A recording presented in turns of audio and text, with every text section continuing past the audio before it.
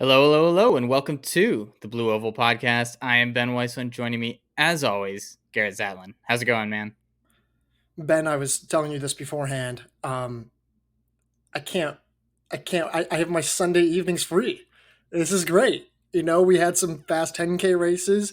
We have end of season awards to talk about here, but usually by this point, I'm like scrambling, and you're like, Garrett, please get on the podcast. I have a family to do. I have a family to Mhm. help support, and I'm like, I'm trying, Ben. I'm trying to get out content. I was done content by what 4 p.m. today, and it's funny. I actually reverted so far back into laziness that one of our photographers, Andrew LeMay, was like, "Hey man, I saw you. You guys are like posting on social and covering the meet in California. It's got to be like 1 a.m. there." And I go, "Dude, I hired someone to do that. I'm at a bar right now." And he thought that was hilarious. So I think if that doesn't epitomize like the off season for me, I don't know what does. Hey, I also think it's a step in the right direction for you as the leader, and you're delegating and you're taking things slowly off your own plate, and that's the sign of a good leader right there. I am trying. Brett Hefner actually did our social, so shout out to Brett. Appreciate him, and Nice. then shout out to Eric Galdino for the photos. Thank you. There we go. But yeah, you mentioned we had some big 10K races, and we're going to get into some end of season awards. We didn't get any ratings and reviews, so the listeners taking a little bit of a break as well post nationals completely understand that. But as we get back into it, expect those ratings and reviews to start flowing back in.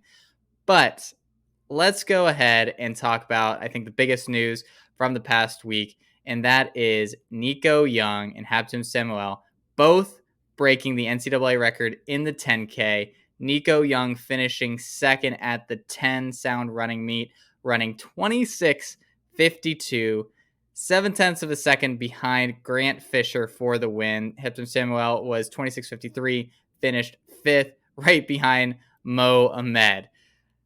Just absolutely stunning performances. To see a 26 in front of a collegiate 10K is staggering. I know we live in a world where times just keep getting faster and faster, but to do this on the back of what was a pretty grueling nationals for Yep. both of these guys, to come back like 5, 6 days later and run this, I I really don't have many words. Nico Young just keeps obliterating every expectation that I have of him. Yeah, I mean he's been obviously incredible. I was telling Brett Hefner, I was like, dude, I don't know how many. Like, I'm still trying to think of ways now before I write this article to describe how great he is. Yeah. I can only say it so many different ways. It's incredible. I did think he was going to break 27. Did I think he was going to go 26:52? No. And almost I win. and almost win. I mean that's the part that gets me. That's the part where I go like, wait, he was less than a second behind Grant Fisher. I'm sorry. Wait, what? Um, and it's just incredible. And listen, we can sit here and just kind of talk about like, oh my gosh, he's so great, he's so great, he's so great, and he is. But now the question I think turns to is what happens in June, Yeah. because outdoor nationals are June 5th for the day one for the men, and then June 7th for day two for the men. They alternate men and women. And then you go into like June 21st is the 10K for the men's U.S. Olympic trials. I think a week later, it's essentially the 5K on the 27th.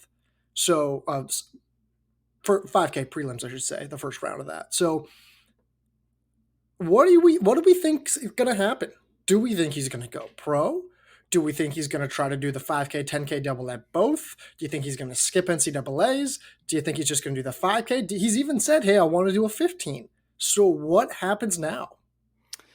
Yeah, I mean, he can basically do whatever he wants at this point. I think we're gonna see him. We're not gonna see him race for a while now. I think it's safe to say until maybe even May, we're not gonna see him really run much. I think he's going to take some well deserved downtime. He gets the 10K. He gets the Olympic qualifying time in the 10K, which is huge.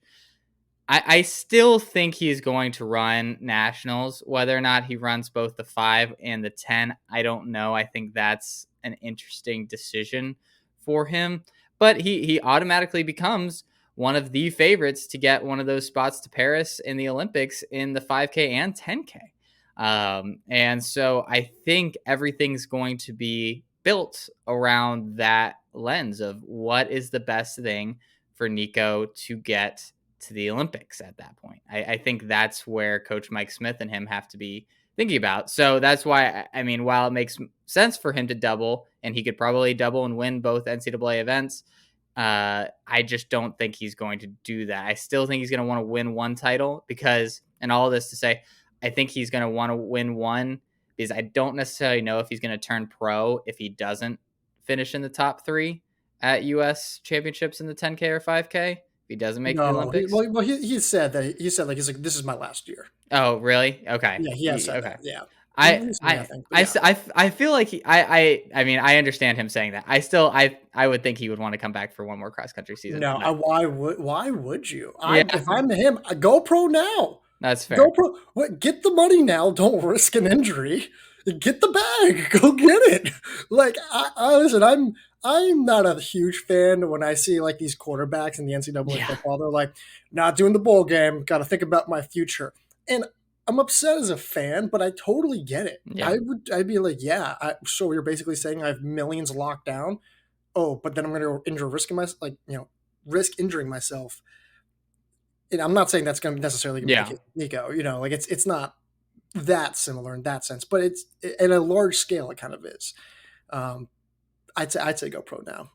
You think he just goes now? No, I don't think he goes pro now. I think he does finish the season.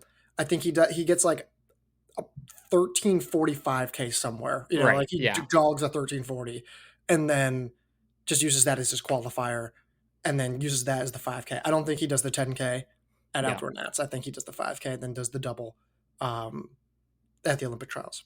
Yeah. Yeah. No, I think that makes a lot of sense. And again, if you already know you're not coming back next year, it makes all the more reason to plan your season and plan your schedule around being in top form at U.S. championships and then being top form at at the Olympics as well.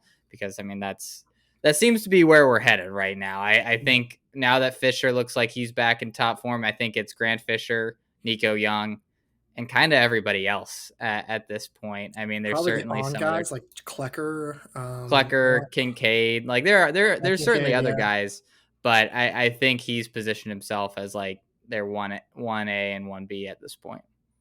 yeah, yeah.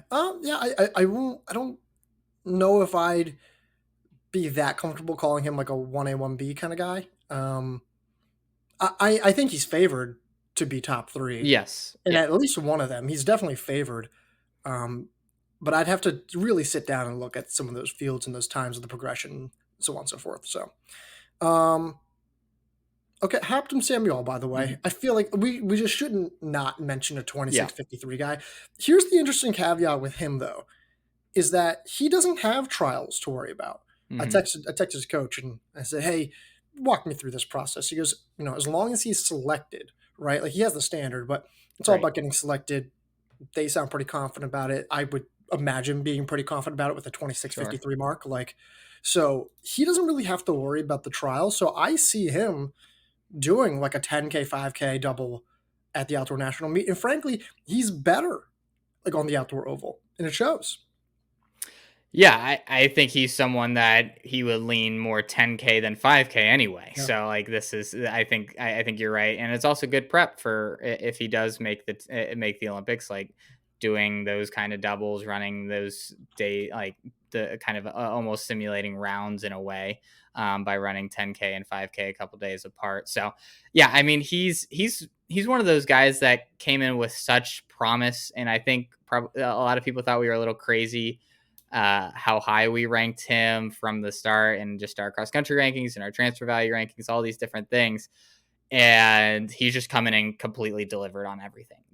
He's been as good as we could have expected, and this is just another kind of jaw dropping sign of that. Yeah. I mean, he's been great. Like I think he gains more marginally in terms of what his times and what his performances could be compared to Nico. I'm not saying Sure. that he's improved faster than Nico in terms of fitness, but I'm just saying in terms of how much more he benefits from moving indoor to outdoor. He Yeah. even said like a post race interview. He's like, "Yeah, I'm not that great indoors." I go, "You what?" or he goes, maybe he goes, "I'm not as strong." I don't know, but it was some wording that I was like, "I don't know, man. You're a lot better than I think you think." Like, so, but yeah, congratulations to him, NCAA number 2 all time, and 2708's now like, Obliterated, just it's crazy. destroyed. Yeah, It's insane. yeah. It's no record is safe except for maybe the 3K steeplechase race. Yeah, I was gonna say maybe That's probably yeah, the only record that's yeah. truly safe. All right. Anything else before we go to end of season awards? No, I think that's it. Alrighty, well, let's just start from the top and let's go with our Best Freshman of the Year award on the men's side. So, the way we'll do this, we'll go through each of our nominees, name everyone, and then we'll maybe touch on a few of them. I've put in my vote for some of these, but not all of them. Just wanted to have this conversation with Garrett. I don't think Garrett's put in his votes yet. So, this will be kind of just an evolving conversation to see where we land. For the freshman award on the men's side, we had Tanoto Metsatsa of Georgetown, Leo Oh, real quick, Davis. before you Yeah. continue, can I just make a caveat?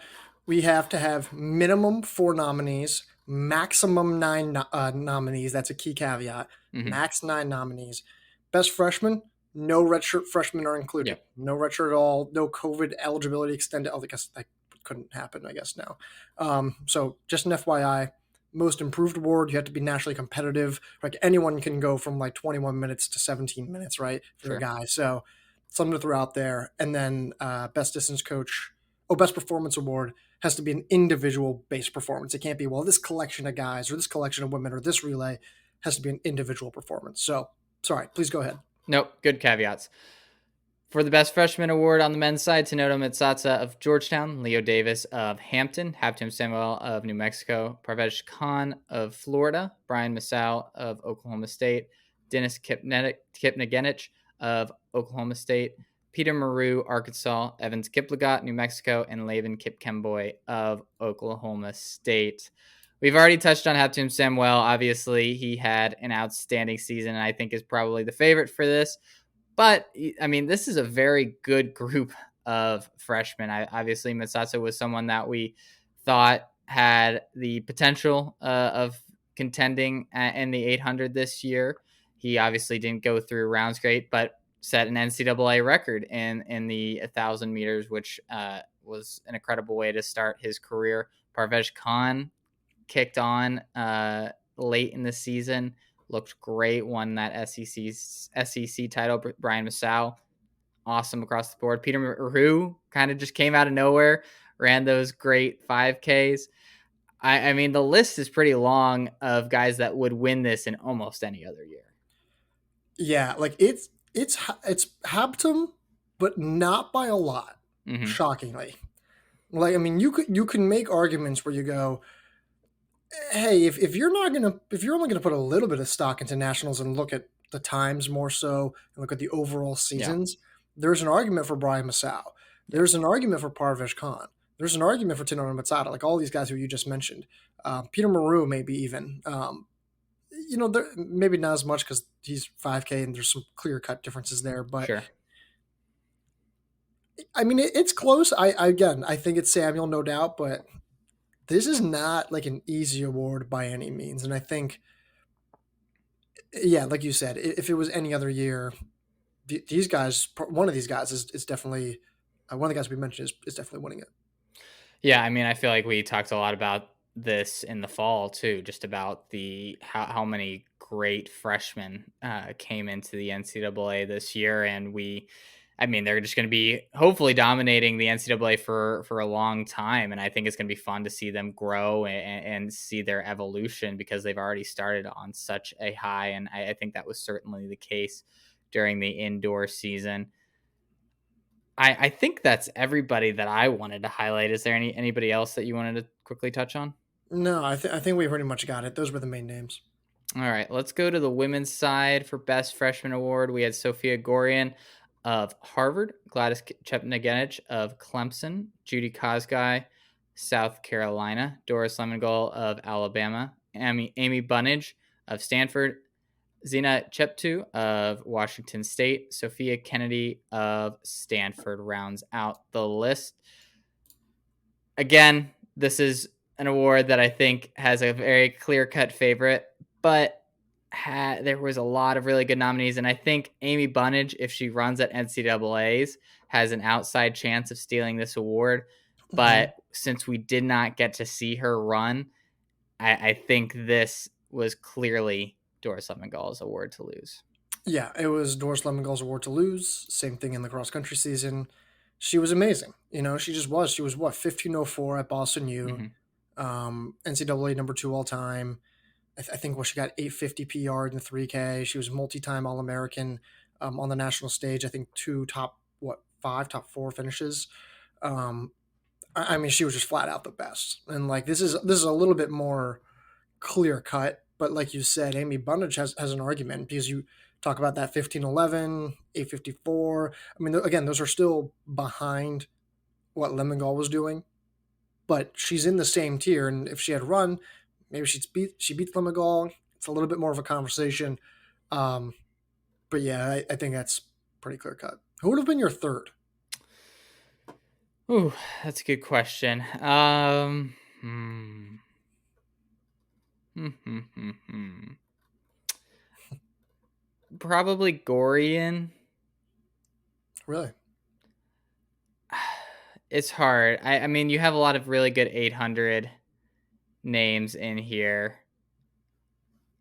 Yeah, I think Gorian, just because she reached a higher end than anybody else. Okay. Yeah, I would maybe argue Chepngetich. Yeah, Um, I wouldn't disagree with that. Yeah, I think I would lean Chepngetich just because her season was a little bit more complete. Sure. Um, but I mean, and she has the 437 mile, which Yeah. for that group's pretty good. So, but yeah, I think that's kind of it. Like I think Sophia Kennedy deserves some shout outs just because she was quietly really good. Like Hmm. 1543 is like nothing to sneeze at. I mean, No. she was really good, and yet I think she's just going to kind of get lost in this mass wave of like 800-meter runners and 5K runners. So Yeah, I mean, sh- I think her performances this indoor season had a lot more to do with what next fall is going to look like. I think that's like a more promising thing yep. for what Stanford's going to be able to do because she looks like she's on track to be All American potentially next fall if she keeps up these times and keeps improving as she has. So I think that's worth mentioning. Okay, let's go to most improved. And again, you have to be. We're looking for names who were maybe a little bit more nationally relevant, or names that Hmm. we've mentioned before.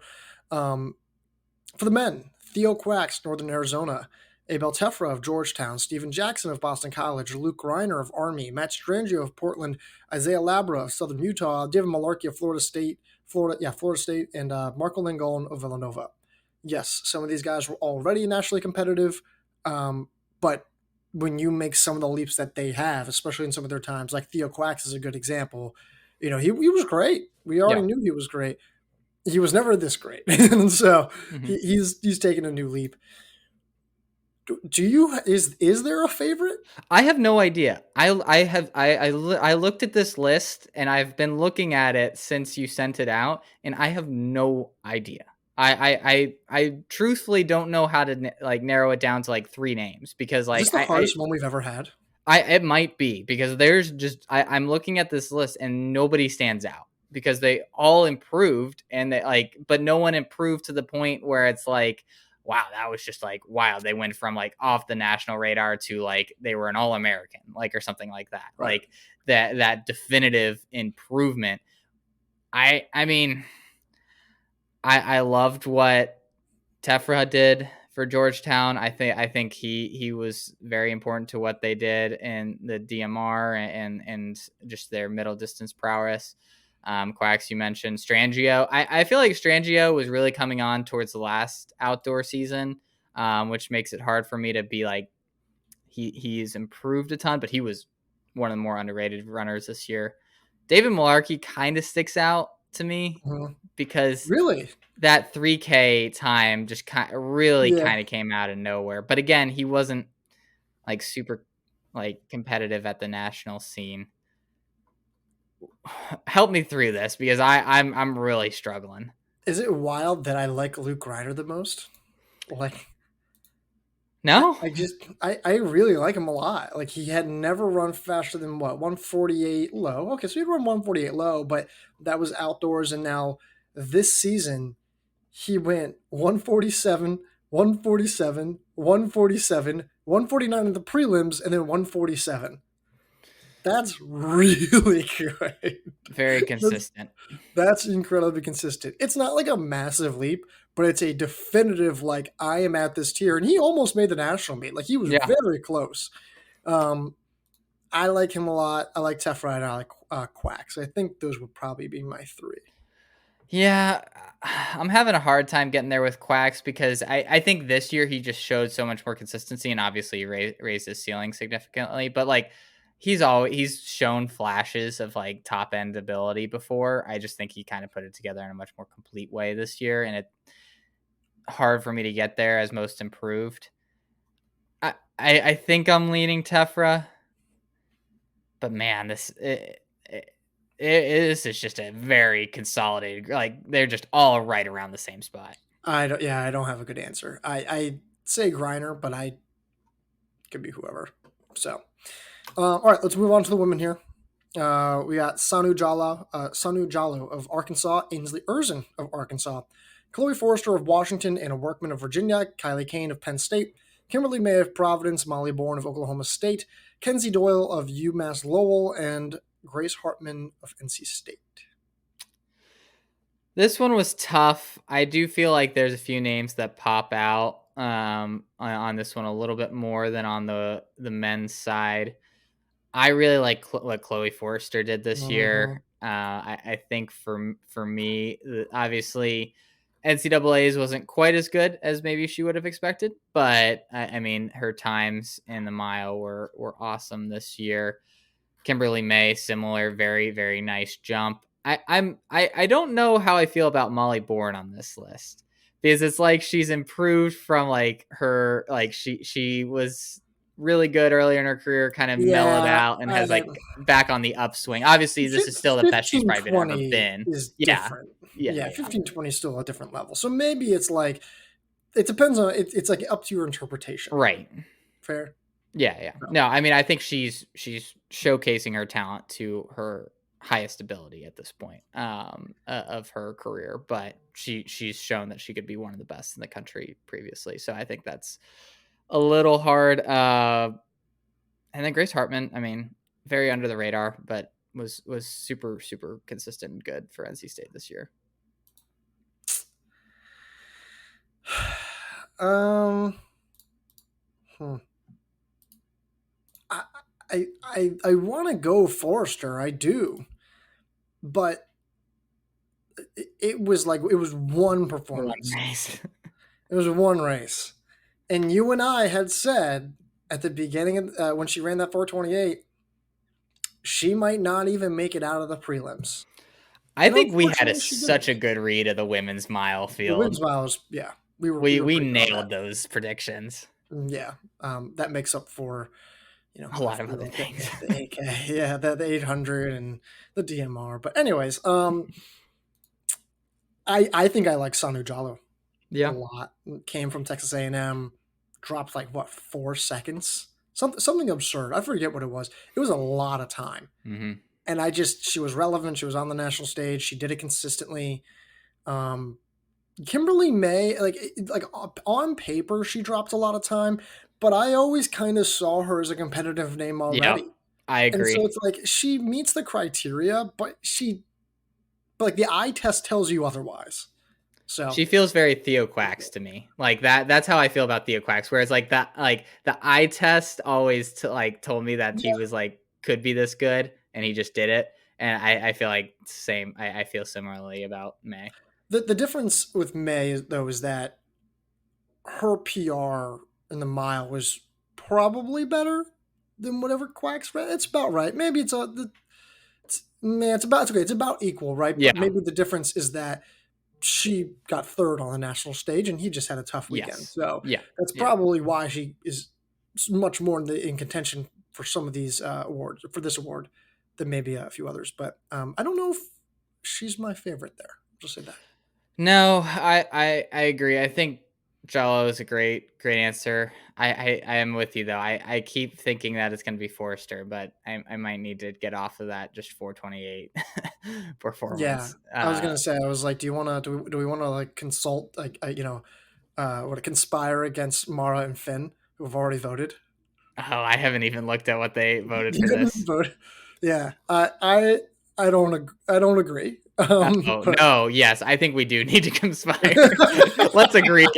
Let's agree on whoever, and yes, we absolutely have to do that. I do not agree with that. She can. I will not say who it Mara, is. I think Mara just likes to do these things where like every now and then she'll just like likes to poke the buttons, just like I just want to see like what happens if I do something a little edgy, and she does that sometimes, and I think this is like one of those. The problem is that then Finn's like, I'm on board. I'm like, dude, no, like you can't do that. Yeah, you got to let me know what you're thinking, and unless it's something I will crazy, let you I will know. probably agree with you. Okay. Well, no, we can't. For all the listeners out there, we have to pretend like it's all organic and only ourselves, right? So, but no, I think we will. I think you were going to change yours anyway, so I'm not even going to be worried about Yeah, that. yeah, yeah. Um, best distance coach. Oh no, best performance. Excuse me. Best performance on the men's side. This is gonna be pretty easy. Rivaldo Marshall wins the 800-meter national title. Tanada Matsada breaks the NCAA 1K record in 2:18. Nico Young runs 3:57 at 7,000 feet and earns a 3:48 mile conversion. Luke Hauser fends off the field to win a mile national title, his second one. Nico Young runs 7:37 3K at Boston U to defeat a loaded field. Kai Robinson runs 7:38 at for 3,000 meters at the University of Washington and brings three others under 7:40. Graham Blanks runs the brief NCAA 5K record of 13:03 at Boston U. Nico Young runs the NCAA 5K record of 12:57 at Boston U.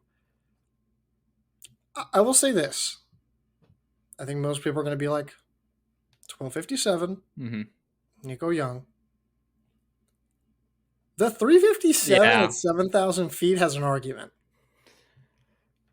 Yeah, I mean, I remember us talking about it. I mean, that was one that was like I had my rant about like just enjoy the performance, like screw whatever like impact this has on the national stage. Like this is just worth a like its own category almost. So I don't disagree. I think there's a legitimate argument for that 357 at 7,000 feet. I mean, a 348 mile conversion is just wild. I yeah, I because here's how I would justify it, and I'm not sure yet. I do think it's tight. I might still vote for the 12:57, but I think when I think about this, I go, okay. When I saw Graham Blanks run 13:03, I Hmm. thought, okay, in the next year to 3 years, we're going to see a sub 13. I Sure. do. I Yeah. was like, Yeah. okay, I think I can envision that. Never in my wildest dreams would I've thought that in this decade we would have seen even if it's converted, a Hmm. sub 350, even if it's converted. I just didn't. I mean, Yeah. like, it's just, or even, I mean, again, sub 349 then. So Hmm. fine, maybe you do believe that they'll go under, which I guess, given how low the Close mile record tier and is, yeah. yeah. So maybe it's possible, but still, it just, that kind of blows my mind, even if it's a conversion. So I think it's close. Yeah, this was a great year. I mean, I seeing Grant Blake's name on this, and it makes me really wish that we could have seen him at NCAA's. It would have been such a nice, I think, mix. Another person to add to the mix. Like he probably was the only person that had the potential of really running with Nico because I mean he showed the best raw fitness of anybody outside of Nico Young this year. Um, all these other results, awesome, So but would you say, real quick, would you say that if Nico wasn't in the NCAA this season, that Graham Blanks' record would be the best performance? Um, hmm. It's a good question. I think so. Yeah. Okay. How about you? I think that gets awfully close to Robinson, but also Matsada because he's a freshman. Yeah. and that I think factors into it. I think the fact that it's the 1,000, which is just like an off event, lessens the impact a little bit Fair, fair, but compared to he the also then 5K. broke the record that was then broken the week before. Right. Yeah. No, it's still an awesome performance. I just think the fact that the 5K is an event that's been that everyone always like all the best aerobic guys every year Yeah. compete in, and for him to break that record significantly, I think that gives him the edge. All right, women's best performance here. Michaela Rose solos 159.25 for NCAA number two all time over 800 meters. Juliet Whitaker takes down Rose for the NCAA 800 meter title in 159.53. Maya Ramsden throws down big last lap to win the mile national title in 425. Maya Ramsden runs a 424 mile PR at Melrose Games for NCAA number two all time. Olivia Markovic outruns Elite 3K field in 840 for NCAA number two all time. Parker Volby runs 841 for NCAA number three all time to win the NCAA title. Parker Volby runs 1456 to become the first NCAA woman to run under 50 minutes. And then Parker Volby runs 1452 to break her own NCAA record and win the NCAA title. There's an easy answer here with Parker Volby's 1452 to break own record and win NCAA title. Like that's the clear. It has to be. But Does it? man, do I wish that we could put Maya Ramsden's Yeah. mile NCAA title in 425 because I gushed about it last week, but that was such an impressive performance. Like to the way that her dominance was almost the same level of dominance of what Volby was doing. Right. The time wasn't obviously as good, but Which is wild. It's a I 425. know. Like, But and that's ultimately why it has to be Volby to run that 1452 to break an NCAA record basically on your own is well not I mean obviously she was with the field for a while, but she wasn't being like she wasn't going head to head within the last lap with anybody. To be able to do that, to run that time and the biggest stage, there's nothing comparable. yeah. Yeah. Yeah. The Maya Ramsden, if she had run that 424 en route to the mile title, I think this is a little bit of a closer Sure. debate. But yeah, no, I think it's Volby. The wild part is that this is not a unanimous vote. Is it not? Go ahead, go look. So, It is a unit. Oh, no, it's not. what? Wow. My It eyes were might be. playing It tricks might on be me. like an. It might be like an impact argument, like in a magnitude Yeah, kind of yeah. argument, which I don't disagree with. But also, like it's not right though. So, No, like, it is not. best distance coach award. Oh wait, one double check. 3, 4, 5, 6, 7, 8. No, okay, we got it. We'll make sure that we had taken those out. Best distance coach award for the men: Mike Smith, Northern Arizona; Andy Powell, Washington; Marcus O'Sullivan, Villanova; Mick Byrne, Wisconsin; Jeremy Sudbury of Iowa State; Chris Miltenberg of North Carolina; Chris Bucknam of Arkansas; Brandon Bonzi of Georgetown, excuse me, and then Dave Smith, Oklahoma State. I think it's obvious. Mike Smith. But if Mike Smith didn't exist, and Northern Arizona didn't exist, and none of their athletes existed, who would be the second? I think it has to be Dave Smith. Yeah, I think so. Who are you? Who like I think the other guy I was considering would be Powell. Yeah, it's probably. I mean, Oklahoma State just across the board, they didn't have anybody that like was truly challenging for a title, but Well, except for their DMR. right. Well, yeah, of course. I individually they didn't, and very similar to the person I think that will win the women's award, best coach. Without anybody really truly challenging for title, they won the DMR and just had like a lot of guys as All Americans that I think overperformed expectations. Yeah. Yeah, I don't have anything more to say there. I think there might like if you're looking at this from like a depth perspective and you're looking at this from like a I didn't realize they had this many weapons kind of Sure. thing. I think Brandon Bonzi maybe has a little bit of an argument Yeah. given what they developed there. Or, I mean, like to basically field a group of a B team A more or B team. less Yeah. for your DMR and then come this close to winning a national title is wild. Yeah. That's really hard to do. Now, granted, Texas kind of sort of did that with an altered lineup a few Yeah. years ago. So, yeah, I'd say it's Mike Smith. I don't think we have to go into why it's Mike Smith. Then it's Dave Smith. After that, I think it goes to Powell or Bonzi in my eyes. I think Mick Byrne maybe gets a thrown in there. But yeah, that's it. Does it feel like those two guys have kind of separated themselves from the rest of the NCAA?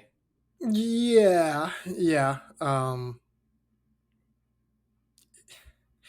Yeah, a lot of it's just you know how do I put this?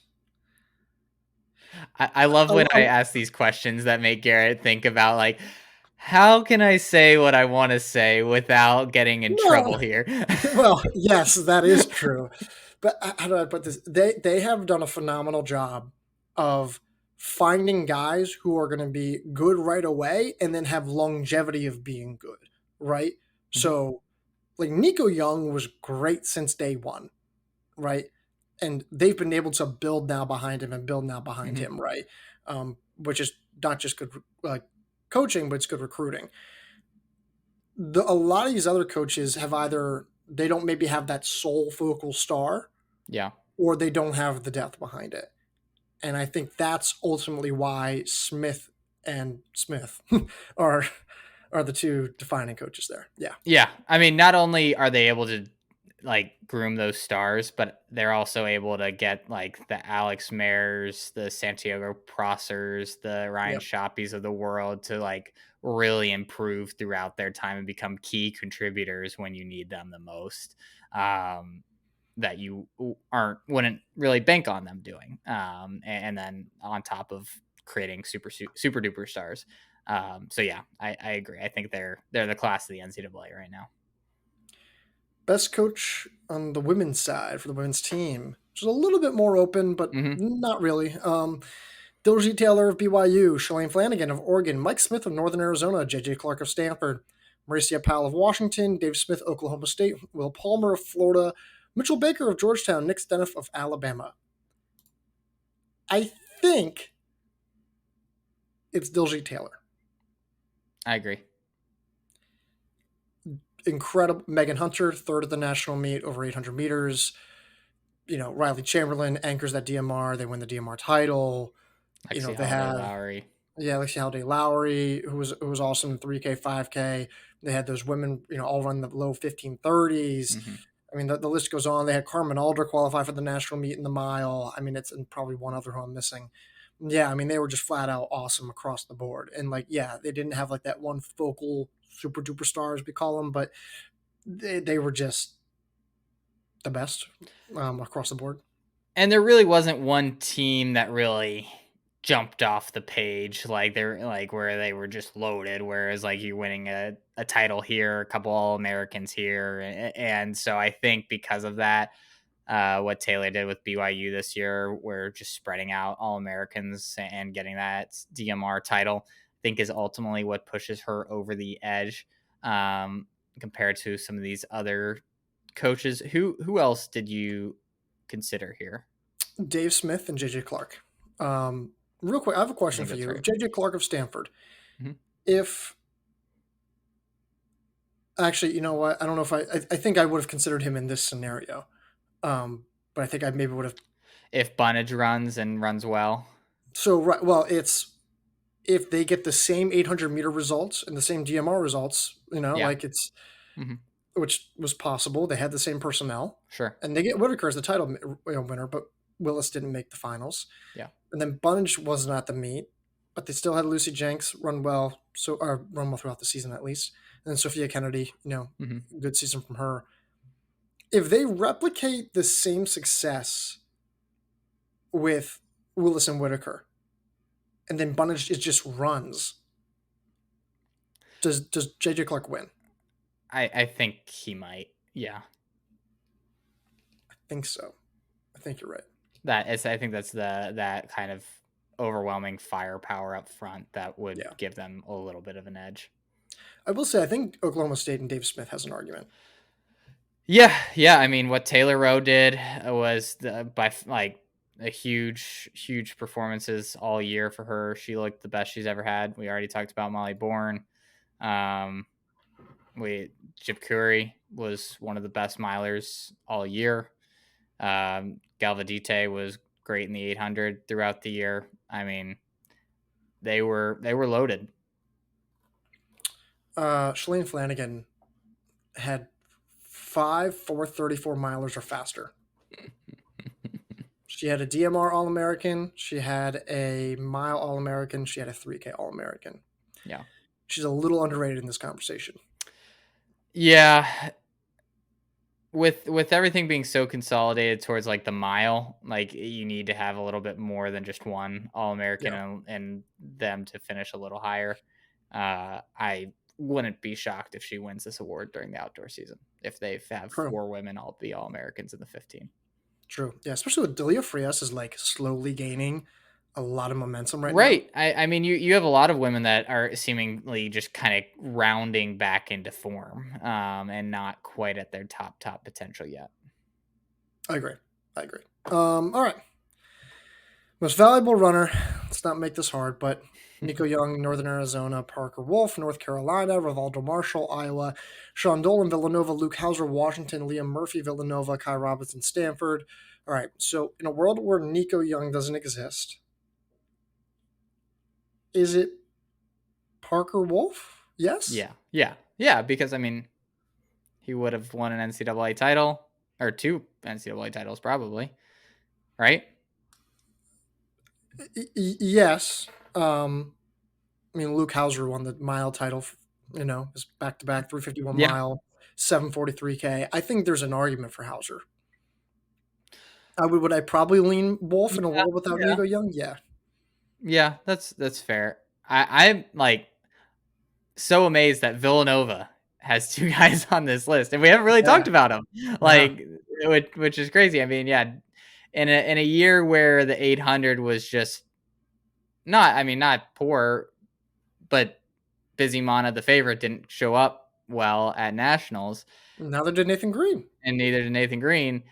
I mean, yeah, I don't disagree with Dolan being on this list, and Liam Murphy was, as outside of Nico Young, had probably the best range of anybody in the country. He was awesome. Yeah. He was so good. 353 mile twice this season, 742 3K, and then a separate 745 3K for fourth place All Americans at the national meet, and then 1321 5K. Where do you see that versatility? Like, that's insane. Just, Yeah. it's unbelievable.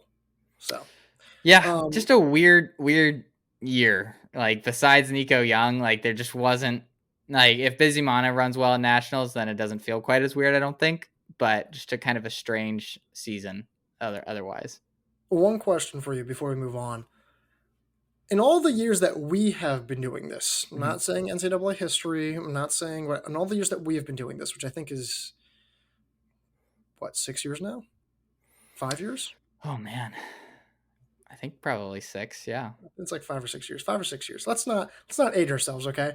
But in all the years that we've been doing this, the times obviously matter, and they're different from era to era. But is this the most impressive season you have seen from any men's individual that we have ever had an EOS award for? Because a lot of mine would come back down to Cheserek. Yeah, but we weren't. How much were we really, like? I'm trying to remember. Was I really I'm trying to figure writing? out like when the podcast was. I mean, it's that's the hard That was thing. right after, because I remember writing an article about like no one's kind of taken the Cheserek mantle up of dominance, really since him. And so, I mean, I would say what Nico Young did this year has to be the most dominant season. Yeah, I think Bryce Hoppel is the other name that comes to mind. Yeah, his win streak. His Justin win streak Knight rings what he did. Morgan McDonald. Yeah, those would be Yeah, the other guys. yeah, I agree. I'm trying to figure out if there's anyone else, but yeah, no, I think that's it. Okay, most valuable runner for the women: Parker Valby, Florida; Maya Ramsden, Harvard; Juliet Whitaker, Stanford; Michaela Rose, LSU; Olivia Markozich, Notre Dame; Bila Chipkuri, Oklahoma State; Kimberly May, Providence; and Doris Lemengal, Alabama. Volby had, I mean, is there a season as the last indoor season for Tui, the comp? I think Chewy's is better Okay, just because the range. she had the range with it. She also had two titles. I think Volby's, you could make the argument that her 1452s is as good as Chewy's 835 for the 3K. Was it? Is that what it was? That sounds right. Sure, let's call it 835. Um, I still think Chewy's last winter was better. It's not by a lot, No, it's but not. I do think I'd give it because she has the range, matched her in the titles. The records were more so, um, and I think the 3K was more convincing. First woman to go under 425, so that's why I'd say Tui. But yeah, Volby's is It's up there. tight. Yeah, it's tight, and that's really the only person that we can compare it to. It feels like at this point, which is wild. Ramsden, we've talked about. I mean, fantastic season. In any other year, has a great case for this. Michaela Rose, if she won the NCAA title, I think has a compelling case for this. Just her consistency and her sub 2 times. And Markozich had the potential to win this award if she went out, won the DMR, won the 3K. This would have been hers with how she performed throughout the season. Just Real didn't. quick, Yeah. in a world without Volby, Mhm. if Rose wins the title, does she win this? Or no, we I still give it to Ramsden. I think Ramsden would. I don't think it's that far off though. I don't think No, it's I like think they're like almost dead she set. barely edges her. Yeah, I think what Ramsden did. I guess if Michaela Rose wins the NCAA title with a 158.9, then sure. Like I think she sure. wins. But I think because Ramsden ran that the type of performance she ran to win NCAAs, I think is ultimately what gives her the edge. Fair enough. And with that, I'm good. That's it. That's it. Yeah. All right. Well, I feel better about the most improved. I think I've solidified those, and a lot of these were, I think, fairly cut and dry. This year we had I think a little bit more like overwhelming favorites for these awards than we normally do. I don't think it's going to be this clear cut in the spring. No, no, I would be surprised. You just rare. It's rare that you see any season be as cut and dry as this past one was. Which is weird because this felt like the wildest season. You know, like the But at the end of the very day, odd. the men and women who we thought would win for a lot of them did. That's true. That's true. Like you said, we had a good read on it. And you know what else you can read is the stridereport.com. And so go on there, go get a boost subscription. Yeah, go check that out. We got an annual plan, monthly plan, different plans for anyone who wants to get different levels of coverage, or different extents, I should say, different timelines. Ratings and reviews. Go check that out. Apple Podcasts, thank you. Spotify, thank you. Go subscribe on YouTube. It's a good spot. Like, put some good stuff up there. Go check it out. Got a few more things on the way. I think Donnie's going to go get some interviews at the Utah State Championship. So if you're listening, go Nice. be prepared for that. And that's it. That's all I got. All right. Well, until next week, Garrett, I'll talk to you. I'll talk to you.